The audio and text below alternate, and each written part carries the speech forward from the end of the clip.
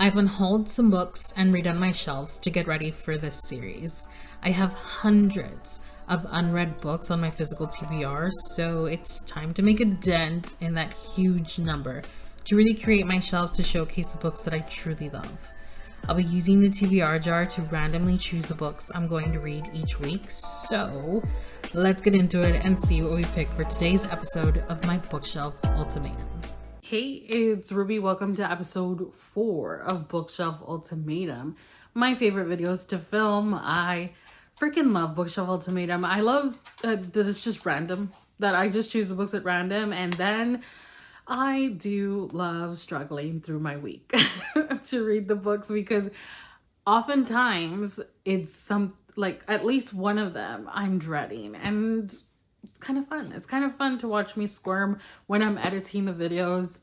I always laugh at myself, but yeah, we have the TBR jar here, and this week we're going to do things a little bit differently because one of you actually had a suggestion, which I probably never would have thought of with the little peanut brain that I have, but she suggested that we choose our first book at random, like just completely at random, and then we choose the subsequent books based on the cover of the previous book. So if I choose the first one and it has like a lot of blue, then the next prompt that we'll choose is a blue one. And if the next one has a lot of pink, then the next one will be pink. You get it, right? So we're going to choose 3 to 5 books today and see how it goes. Let's do a little recap in case this is the first time you're watching Bookshelf Ultimatum. We have all of my unread books, all 240 plus books in here. Some of them are in series, which is why we don't have like a ton of papers, but they're all in here and they're loosely sorted into categories. Blue is fantasy and sci-fi, pink is romantasy, yellow is romance, green are thrillers, horrors, and mysteries, and the dreaded orange, historical fiction / literary fiction, which I don't have a ton of because it is my least favorite, my 2 least favorite genres. So let's go ahead and choose a recap of the rules. There's really only 2, and only one is like that one you cannot break, and it is if I DNF a book at any given point this week, I have to unhaul it, because why would I keep something that I didn't like? And then the second one, if I rate a book under 3 stars, then I have to unhaul it, with the exception of if it's part of a series, because just because you didn't enjoy one book in series doesn't mean you're gonna hate them all. So that's kind of like the exception, but the DNF one, it's gone. So let's choose. Let's start with the first one, which is our first truly random pick. Watch me just choose a bunch of orange books and literally just cease to exist. This is our first one, a green, thrillers, horrors, mysteries. Not a genre that, or genres that I read much, but here we go. What does it say? Nettle and Bone. Wow, that's not even on my shelves. That's on my preliminary unhaul shelf.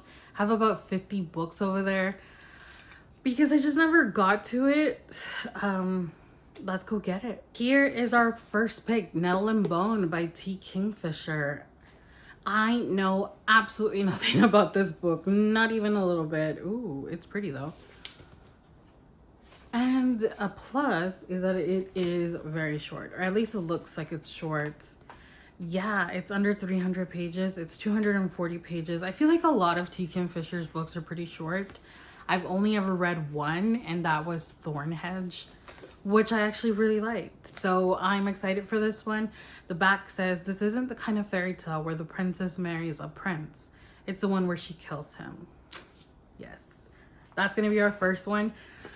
Now, for the next prompt, there's a little bit of gold, a lot of black, and then some green. So I think what stands out the most to me is the green of the leaves of her outfit. So it's gonna be another green one.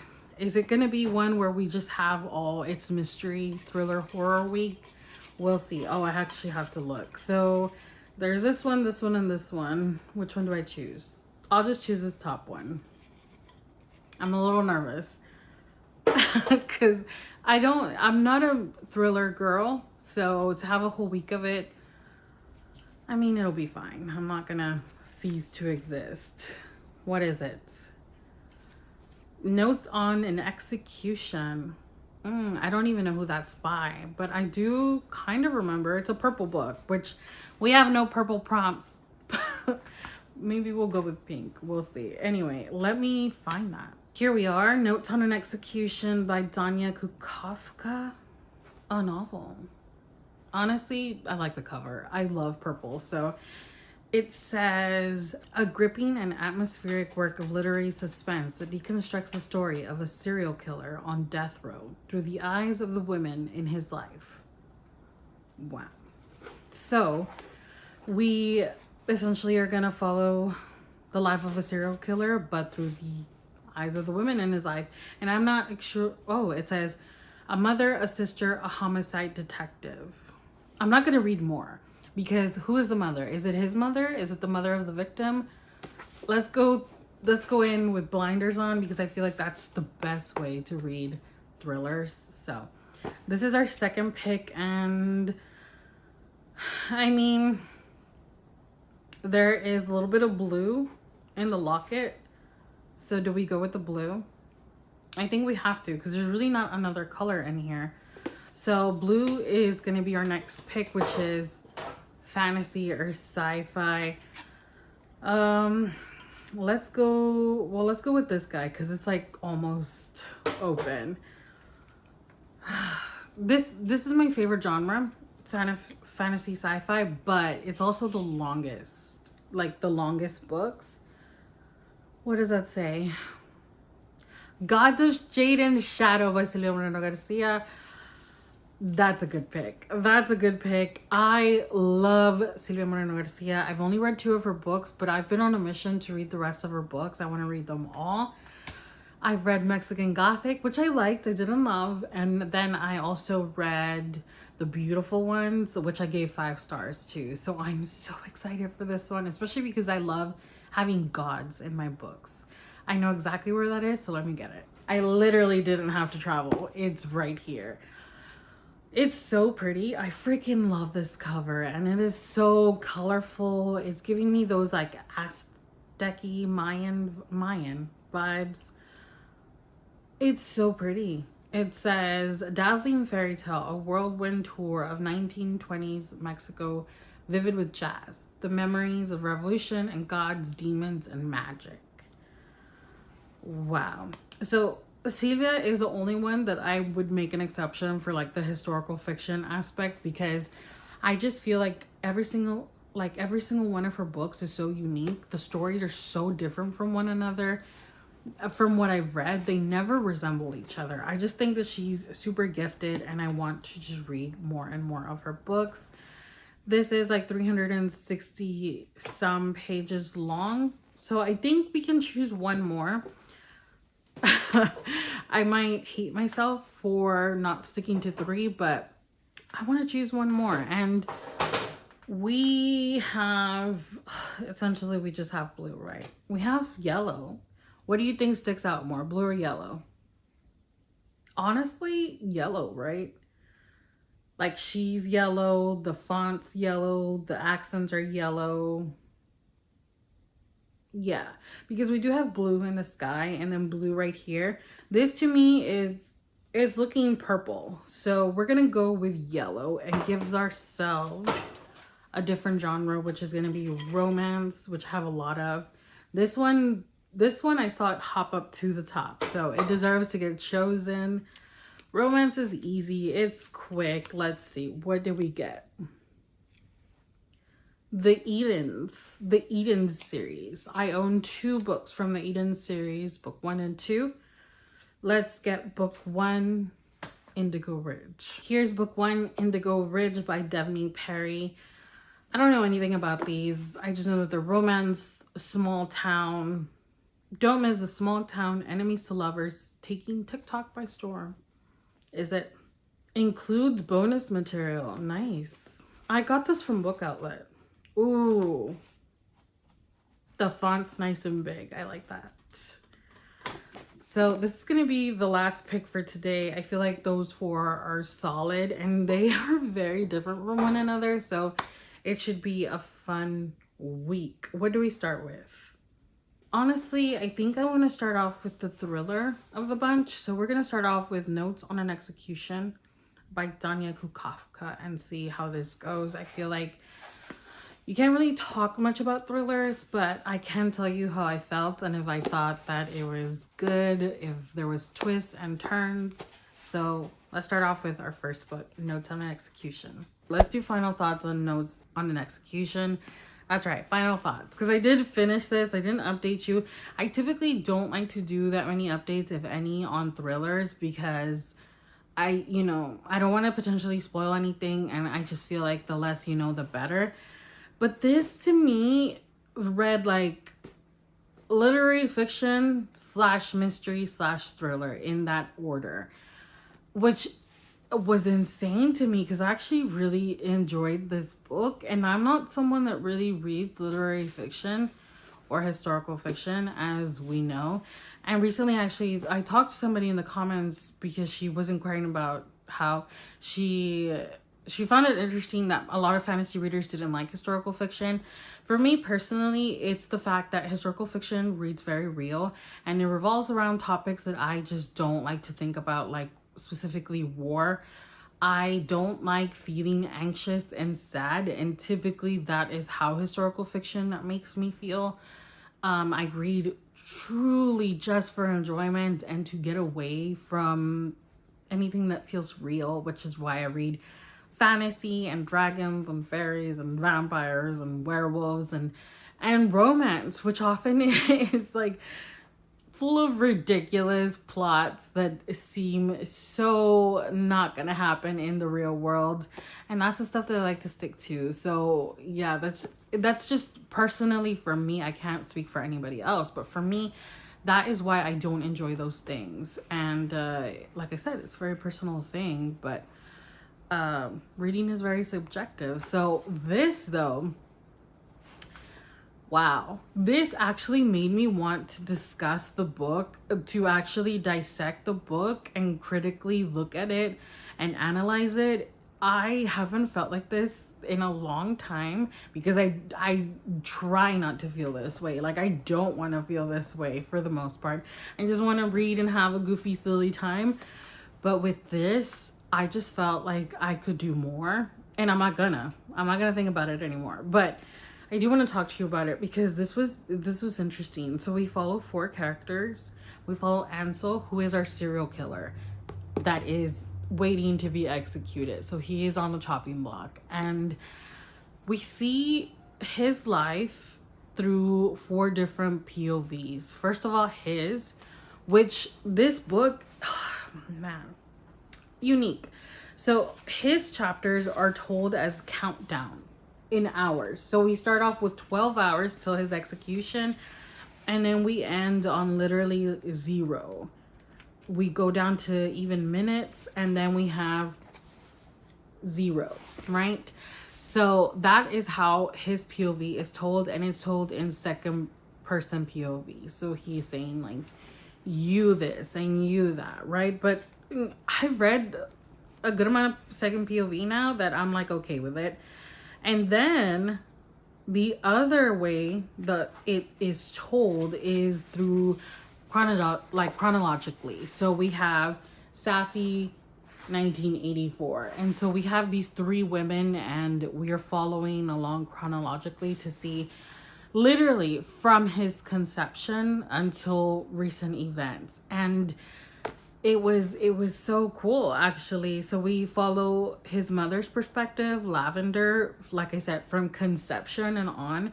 We follow his wife's twin sister's perspective, and then we follow the third one, which is Safi. She is the homicide detective that essentially brings him down.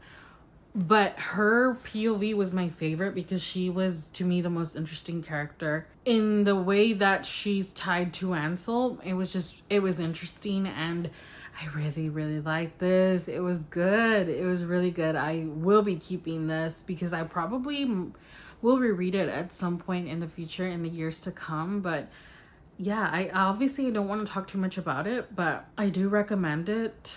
But there's also, I had a phase where I was super into true crime, and I was like watching Bailey Sarian, which I love her.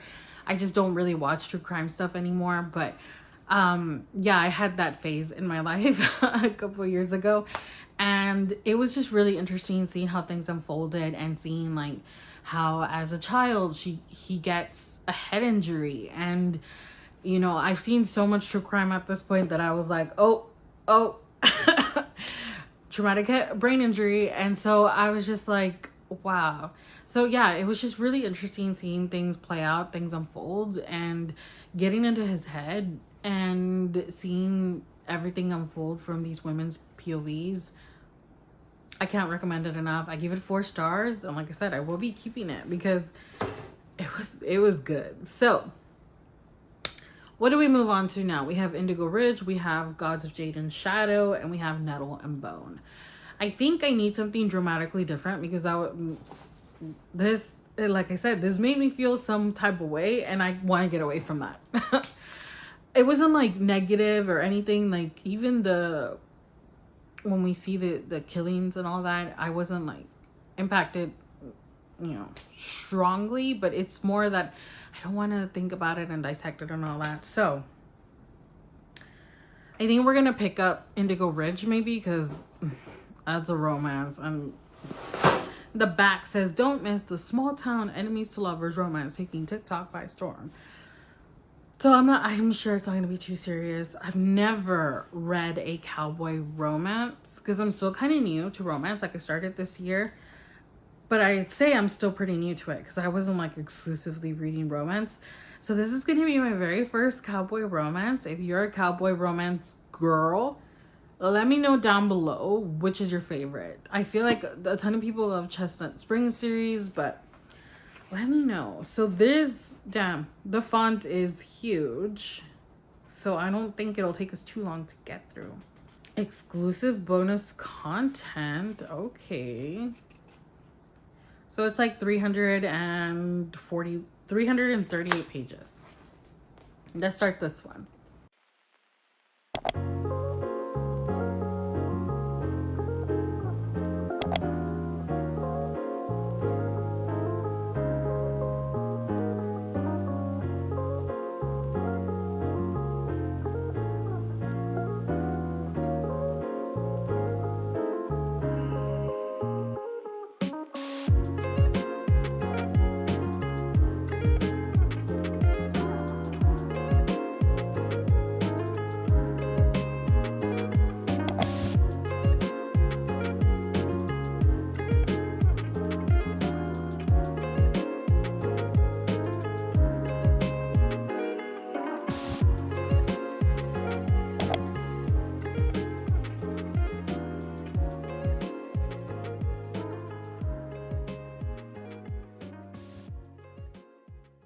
Okay, so first update on Indigo Ridge. I read up to chapter 8, which is page 103. So a good 100 pages under our belt.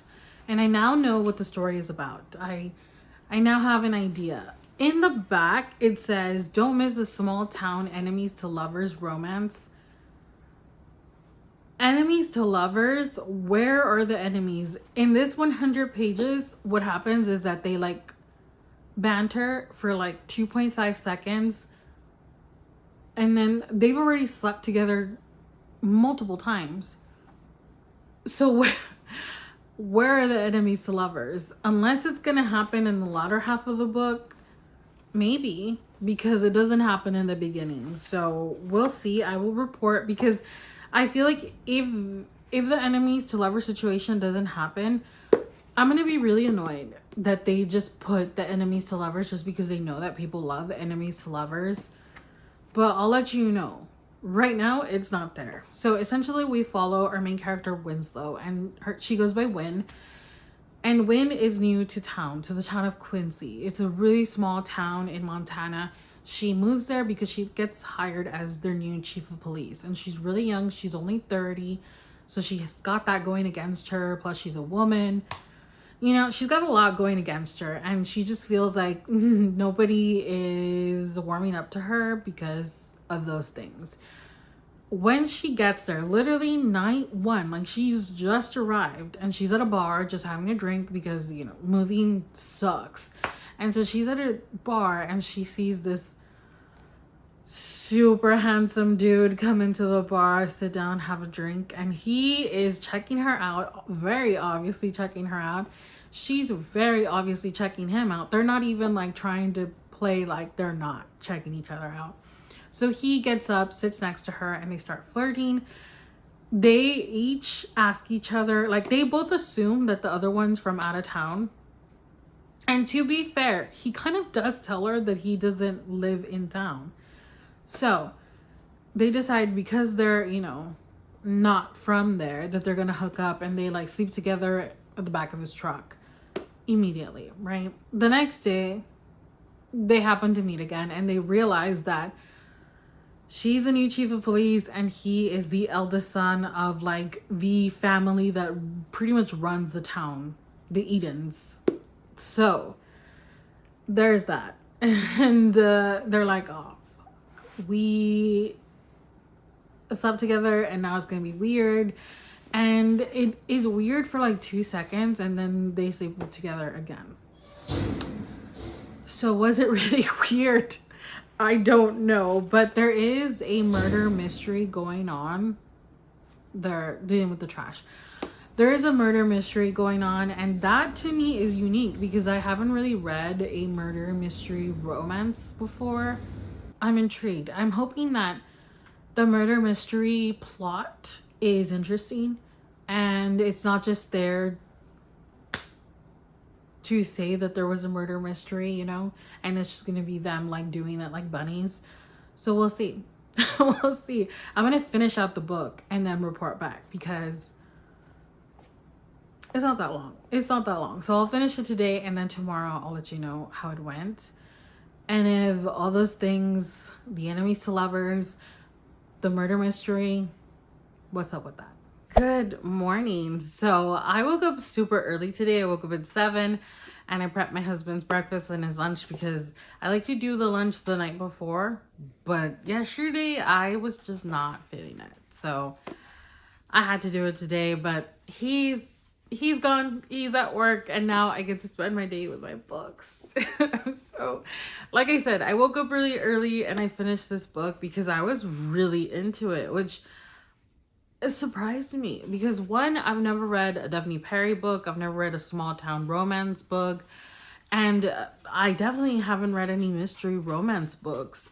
And if I have, they weren't memorable because I can't think of any. So this was a surprise to me, especially because I've heard that most people only like Juniper Hill, which is the second book in this series. I think there's 6 books. So I just didn't have very high expectations for this. I was like, well, I picked it. I'll read it for Books of Ultimatum and whatever. And I really liked it. So before I get into the things that I liked, let me tell you, yesterday I talked to you about how it says, don't miss a small town enemies to lovers romance taking TikTok by storm. Enemies to lovers who? Enemies to lovers where? What a freaking liar, because they are not enemies. They try to stay away from each other. They're not enemies. They're not even rivals. That is false. I don't understand why. Anyway, whatever. I'm not even gonna talk about it anymore. It doesn't matter. But I wanted to tell you because they're never enemies. They are like at odds with each other for like 2.5 seconds and then they get over it. So no, it is not an enemies to lovers at all. But anyway, I really did like it. I had posed a question yesterday of if we were actually going to get a full-fledged mystery or if it was just going to be introduced and then they were just going to keep doing it. No, it actually was the plot. Like, I really enjoyed that aspect of the story, and I felt like the romance didn't overshadow it. I felt it was really well done and well balanced, and it could just be me reading a subjective, but I felt like I had a good time with the romance. Which, by the way, the romance, if you like slow burn and all, this is not it. This is not it. This, I told you that they hook up immediately. But I still liked it because I like the characters and I feel like very endeared to the whole family, the Eden family. So I think that this might be a series that has potential for me personally, as someone that is completely new to small town romance, cowboy romance, all that stuff. I have no experience. This was my first experience, so yeah, I really ended up liking it. The murder mystery aspect, I felt like the whole time we're led to believe that it's one person, and I thought it was that person too, and it was related to that person. There was like a second little reveal plot twist kind of, and that one I didn't see coming. I was like, well damn. Okay. That's even better than what I thought. So, yeah, all in all, I had a good time. I like the romance. This book says it had bonus material, and it did. It had like 2 additional scenes in the MMC's perspective and Griffin's perspective, and I like those too. I'm glad we got those too. But all in all, a good fun time. I'm so happy about it, and I think for a rating, I'm gonna settle on a 4.5. I think that's fair. I don't want to give it a 5-star because I mean, I really liked it. I feel like if I just think of in the moment, I would give it 5 stars, but I don't think it's one that's gonna stick with me for forever. Like, I'm gonna be constantly thinking about. I don't know. I guess we'll see on Goodreads if I end up with 4.5 or 5. But it was really good. I really liked it. So, a win. Now we're gonna pivot to a different genre for sure. Although it might have romance. I'm not sure, but we are going to be starting Gods of Jade and Shadow because I have the audiobook for this, and I have to do dishes, I have to do laundry, and then I will listen to the audiobook some more when I take Butters on his walk. So I'm excited for this. I did start it yesterday while I was cooking dinner, and I read a couple chapters, like 4 chapters, I think. And so far it's interesting, but I don't feel like I know enough to talk about it. So when I, get at least halfway, I'll update you, which I'm sure is going to be today. Because like I said, I'm going to get to it immediately with the audiobook and all the damn chores I need to get done. It's not too bad. I mean, it is. But what I'm going to do today is not too bad. The rest of the stuff is tomorrow Ruby's problem. Well, let's get started.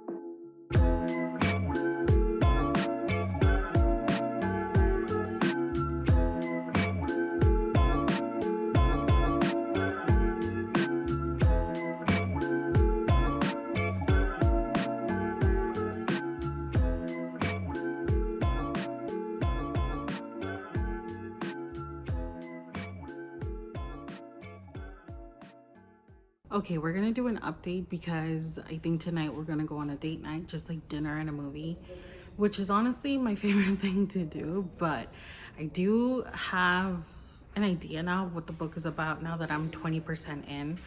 So I want to read you a little bit of the back, not the whole thing, but it says: a dazzling fairy tale, a whirlwind tour of 1920s Mexico, vivid with jazz, the memories of revolution, and gods, demons, and magic. And then it says a young woman and a Mayan death god embark on a life-changing journey in this one-of-a-kind fairy tale inspired by Mexican folklore. It says we're going to be going through the jungles of the Yucatan to the bright lights of Mexico City and deep into the darkness of the Mayan underworld. So I think this is going to be a perfect blend of fantasy and historical fiction. And I'm so excited about that because I feel like that's probably the only way that I'm gonna like historical fiction, is if it's blended with fantasy and the fantastical elements kind of take over. And so I think this is going to be a really good read. We follow Cassiopeia, as it says, and she is living with her mother in her grandfather's home, and she's just treated really badly. They are treated as less than because her mother ran off and married this man with indigenous blood, and they don't like this because they very much value, I guess, you know, the Spanish blood, which I think is still a thing. You know, the colorism and all that is still very much prevalent in Mexico. I am Mexican American, and I feel like that's true. Like, my dad's family are like white with blue eyes, and then my mom's are like me, tanned with brown eyes, and I feel like that is still very much a thing. If I stood next to my cousins, you would not know we're related because we look so different, but it's the Spanish blood. And so, yeah, but she's going through it. She's a woman. She is living in this little small town that doesn't respect any of the politics. They just very much are still in the old ways of controlling women, and it's even more with her because of her mixed blood. And so I think that's also really interesting. We've already met a demon in this first 20%, so I'm excited. There's a mention of the shape-changing sorcerers, and the reason that the story starts is because she ends up getting in trouble, getting grounded, and while all the family's out, she sneaks into her grandpa's room, sees a chest, grabs the keys, and opens it, and thus releasing the Mayan death god. And there's a whole thing going on with the Mayan death god, but the main thing is, like, when she opens a chest, there's like one of his bone shards literally gets into her body. She just sees a human bones, but obviously she revives him, I guess, and that one shard gets implanted into her. So now they are racing against time, because as more and more time goes, he lets her know that she will be like, her life force is being drained to keep him alive, essentially. And so she is slowly dying, whereas he is slowly becoming mortal. So they both do not want that. They're both trying to recover certain things in order to fully restore him to his godhood. Like I said, he is a Mayan death god, and I just think it's gonna be so fun. It's already fun. Celia Moreno Garcia is an amazing author. Her writing is just beautiful, very descriptive, and I can't wait to continue this. So I'm probably gonna finish this tonight, and then I'll let you know how it goes tomorrow.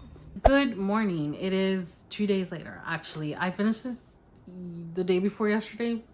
What is time? What is today? Today's Thursday. I finished this Tuesday night. There we go. I finished this on Tuesday night, which is when I updated you. We didn't end up going on a date, which sucks. But we decided to go Friday because my husband has Friday off, tomorrow off. And so, yeah, I got plenty of time to read, and I finished the rest of the book. And I've got to say, I'm upset because I didn't love it. I didn't hate it or anything. I'm giving this 3 stars because it was a good book, but there was just nothing that stood out to me. The characters were okay. The romance was okay. The plot was okay. Everything was just okay. The things that did stand out to me and that continue to hold true with every book that I read by this author, the description, the writing. She is such an amazing author. And it's not like purple prose. It's not like overly fluffy and like low-key annoying, because that sometimes like flowery descriptions get on my nerves. But no, she writes with intent. Every word that she puts on the page is there for a reason. She's just such a good writer. And even books like this that I should not like because I don't like historical fiction, she gets me. And this is historical fiction in a fantastical world, which is why it worked for me, because we do get gods and demons and sorcerers, and you know, we do have all that, some other creatures. So you know, it worked for me because of that reason. But the descriptions are always top tier. top tier. And I also really enjoyed the Mayan aspects of the story because, as I said, she was on a journey with a Mayan death god. And so there was a lot of lore woven into this fictional story, right? I saw at the end of the book, which I wanted to point it out in case you read this, there's a glossary at the end of the book, but I was looking over it and I don't think that I really needed it, but there are certain words that I could have benefited from because I don't know the language, right? But then there's also words that are just in Spanish. I speak Spanish, I'm fluent in Spanish, so I didn't need that. Like, they'll tell you what a caiman is, and ceiba, cenote, you know, pulque, things that you would know if you speak Spanish. But then there's also other words that I don't know because it's not Spanish. It's the Mayan language. I can't remember what it's called. It's with an N. Can't remember.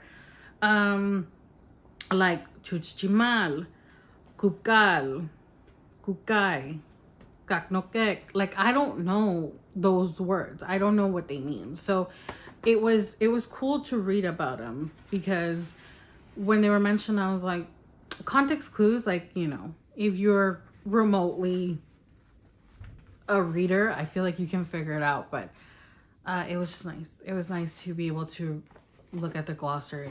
Anyway, I'm talking too much. I know I edited this video to this point already, and I was already at 35 minutes. But like, it's a lot of books, and we have to talk about them. That's why you're here, so we can talk about them. Nettle and Bone is up next, and I did start it yesterday because, like I said, I skipped a day. But I didn't get much reading yesterday. I didn't get much reading done, I should say. I'm on chapter 8 now, page 79. It is a pretty short book, but yesterday it really took me a minute to get into it. I feel like now I'm more invested, but it's not like my favorite. Not yet.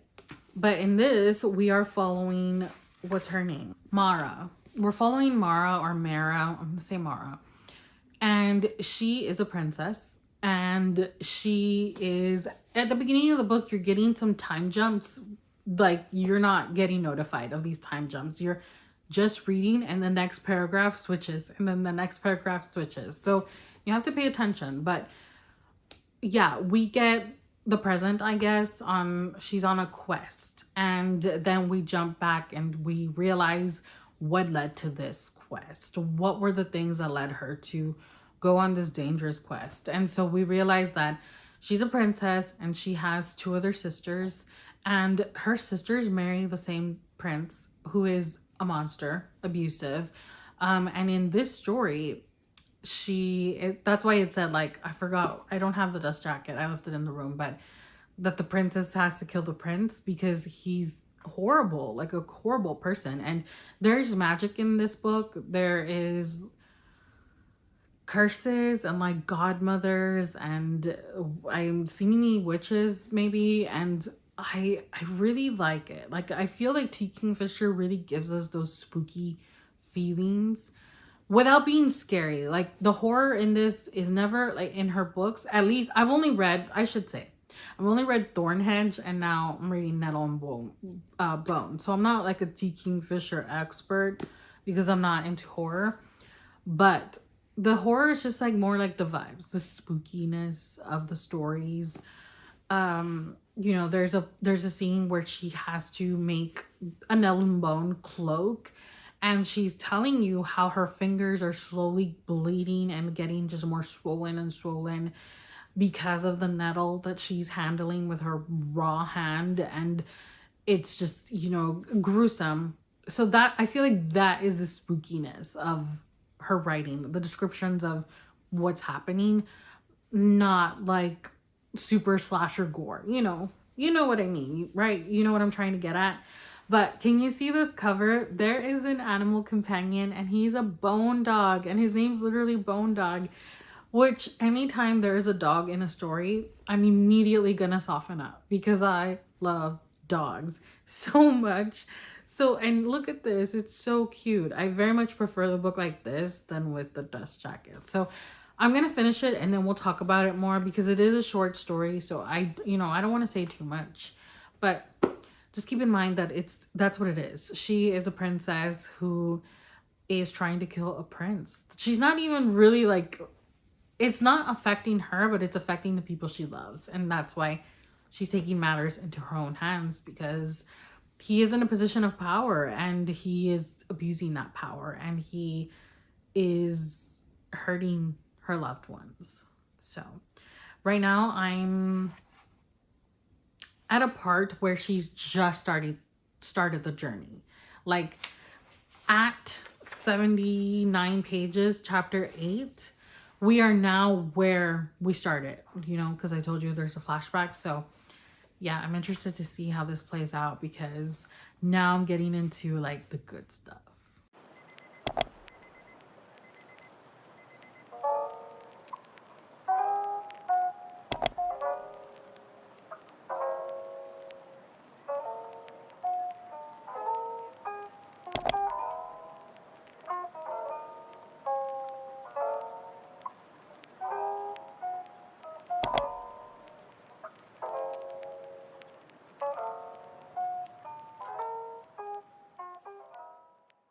Good morning. Happy Friday. I have finished Nettle and Bone. I read it all cozied up in bed. And honestly, that was the perfect way to read this book because, I don't know, I feel like it felt cozy despite it being fantasy horror. But I mean, I think the horror was really minimal. I think it's more the themes. We do have murder and death and curses and things like that and monsters. So I think that's where the horror element comes in. But I really enjoy the way that T. Fisher takes these fairy tales and just gives us something a little different. I really, really like that. With Thornhedge, we saw like a Sleeping Beauty reimagining, and then with this one, I'm not sure. I think it's outside of my culture, so I'm not sure, and I didn't look it up. But I couldn't just pinpoint it. However, I really, really ended up liking it. I felt like somewhere in the middle there, it dragged a little bit. And for such a short book, I felt like it shouldn't have dragged at all. I didn't feel Thornhedge dragged at all. But with this one, somewhere in the middle, I was like, okay. Like, do we really need to be seeing that? It was a little mundane in the middle.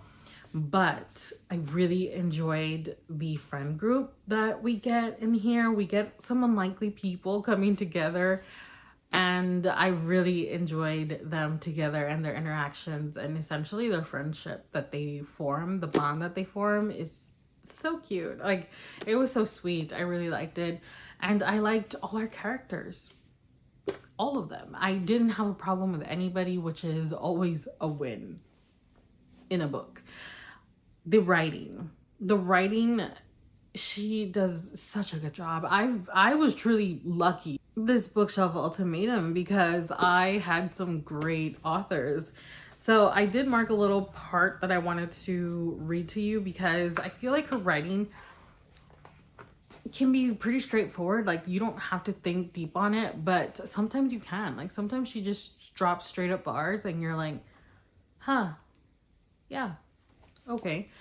So here they're talking about a new person coming into the fold, into their little partnership.